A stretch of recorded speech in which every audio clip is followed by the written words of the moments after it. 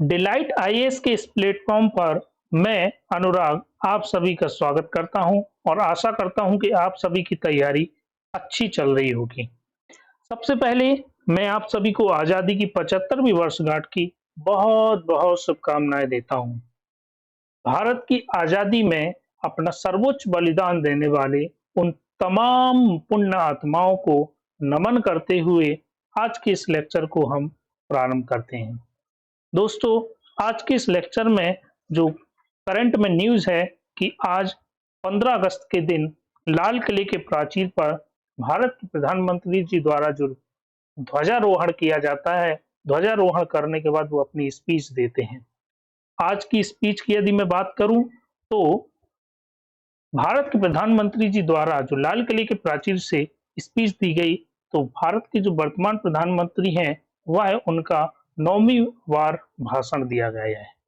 और इस भाषण की जो मुख्य बात यह है कि 76वें स्वतंत्रता दिवस पर नरेंद्र मोदी जी द्वारा भारत के सामने 130 करोड़ देशवासियों के सामने 25 साल के लिए एक जो रोड मैप प्रस्तुत किया गया है। इस रोड मैप की यदि हम बात करें तो इसमें जो सबसे पहला इंपॉर्टेंट पॉइंट है वह है पंचप्रण। पंचप्रण या पंचप्राण। पंचप्रण की यदि बात करूं तो मोदी जी द्वारा 5 प्रकार के संकल्प भारतीय नागरिकों के समक्ष रखे। उनका पहला संकल्प है कि भारत 2047 तक एक विकसित भारत का संकल्प उन्होंने रखा है कि 2047 में भारत की तस्वीर जो हो एक विकसित राष्ट्र के रूप में हो।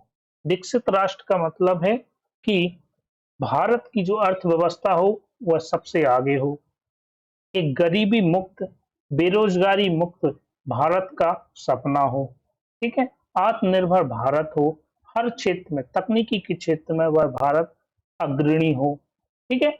इस तरह से एक विकसित भारत का सपना उन्होंने रखा।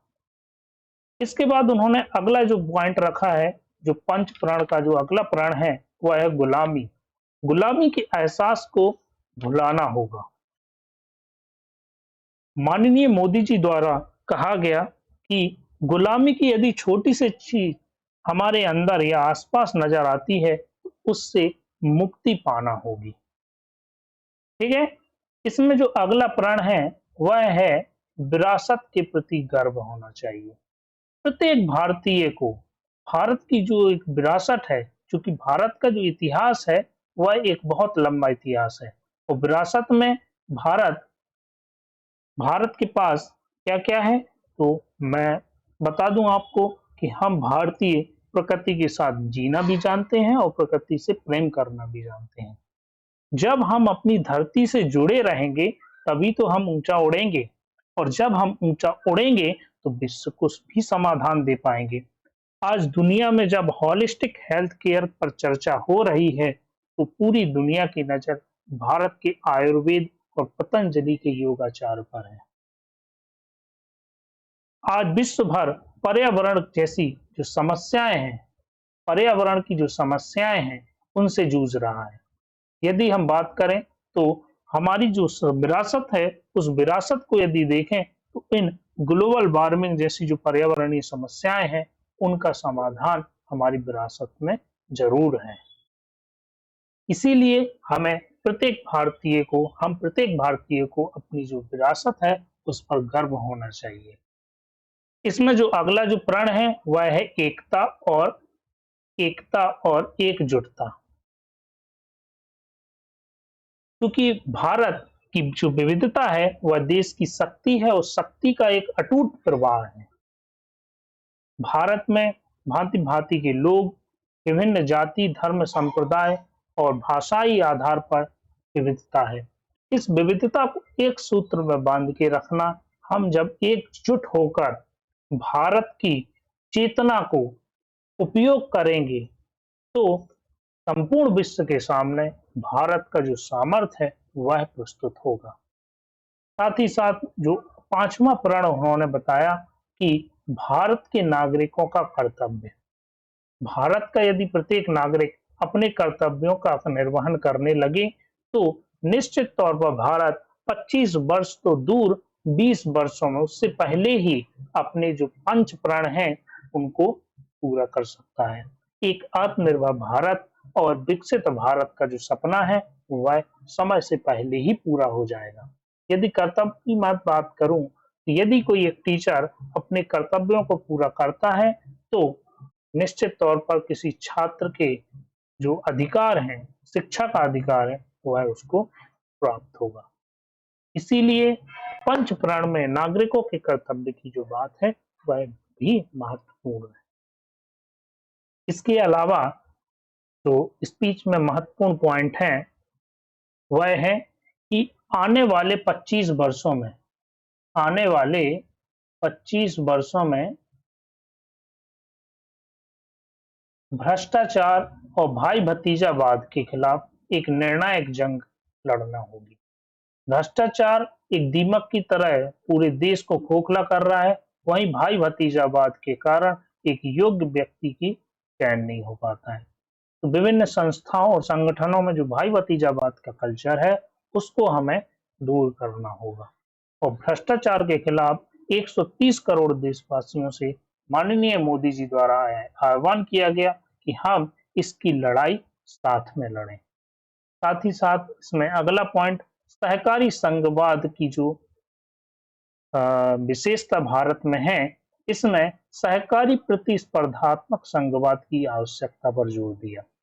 इसका आशय है कि जहां केंद्र और राज्य के बीच आपसी समन्वय से कार्य संपन्न होते हैं, वहीं राज्यों और राज्यों के मध्य यदि प्रतिस्पर्धा का वातावरण होगा तो निश्चित तौर पर जो जीतने की होड़, एक विकास की होड़ जो होगी, उस वजह से हम आत्मनिर्भर और विकसित भारत का सपना प्राप्त कर पाएंगे। हमारे पूर्व प्रधानमंत्री माननीय लाल बहादुर शास्त्री जी को याद करते हुए मोदी जी ने कहा है कि जय जवान और जय किसान का नारा आज भी प्रासंगिक है। इस नारे में जो अगली कड़ी माननीय अटल बिहारी वाजपेयी जी द्वारा जोड़ी गई और इसी में अगली कड़ी जय अनुसंधान का नारा हमारे वर्तमान प्रधानमंत्री मोदी जी द्वारा इसमें जोड़ा गया। अनुसंधान के माध्यम से दोस्तों, यदि भारत में अनुसंधान का कल्चर नहीं हो, अनुसंधान पर यदि हम ध्यान नहीं देंगे तो निश्चित तौर पर भारत तकनीकी के क्षेत्र में पिछड़ जाएगा। और चूंकि भारत 21वीं सदी हमारी तकनीकी की ही सदी है, टेक्नोलॉजी का एरा चल रहा है, इस वजह से भारत में अनुसंधान की बहुत आवश्यकता है। इसीलिए इस बात को ध्यान में रखते हुए जय अनुसंधान का नारा भी हमारे मोदी जी द्वारा दिया गया है।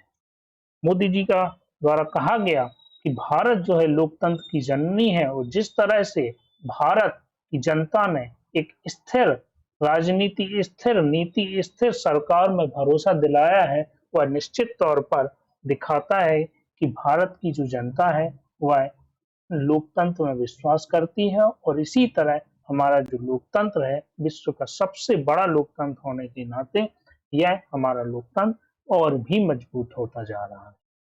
इसके अलावा उन्होंने किसानों से आह्वान करते हुए कहा कि पर ड्रॉप मोर क्रॉप के कारण के आधार पर वह जल संरक्षण तो करें ही, साथ ही ऑर्गेनिक फार्मिंग के माध्यम से पर्यावरण प्रदूषण को भी बचाएं, पर्यावरण को प्रदूषित होने से भी बचाएं। साथ ही साथ आत्मनिर्भर भारत की बुनियाद और गहरी हो रही है और यह दर्शा रहा है कैसे कि आज पहली बार 75 वर्षों में पहली बार मेड इन इंडिया तोप के माध्यम से तिरंगे झंडे को सलामी दी। इसके अलावा उन्होंने कहा कि रक्षा क्षेत्र की जो 300 चीजें एक शॉर्ट लिस्ट करी गई हैं, जो अब डिफेंस ने यह निर्णय लिया है कि इन चीजों का आयात हम नहीं करेंगे, इनका निर्यात इनका जो है मैन्युफैक्चरिंग भारत में की जाएगी। ठीक है, साथ ही साथ हमारे बच्चों के अंदर भी चेतना आई है। उनका कहना है कि हम अब विदेश से खिलौने नहीं लेंगे, भारत में निर्मित खिलौनों को ही प्रयोग करेंगे। माननीय मोदी जी द्वारा यह भी कहा गया कि आज का जो एरा है, आज का जो दशक चल रहा है, वह डिजिटल क्रांति का युग है और डिजिटल क्रांति के युग में भारत ने अपनी एक विकसित राष्ट्र के समक्ष एक अपनी सामर्थ्य दिखाया है।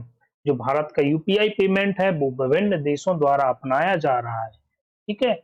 इस तरह से डिजिटल क्रांति के माध्यम से जो नए युवा आगे आ रहे हैं, स्टार्टअप और डिजिटल इंडिया में इनका बहुत ही योगदान है।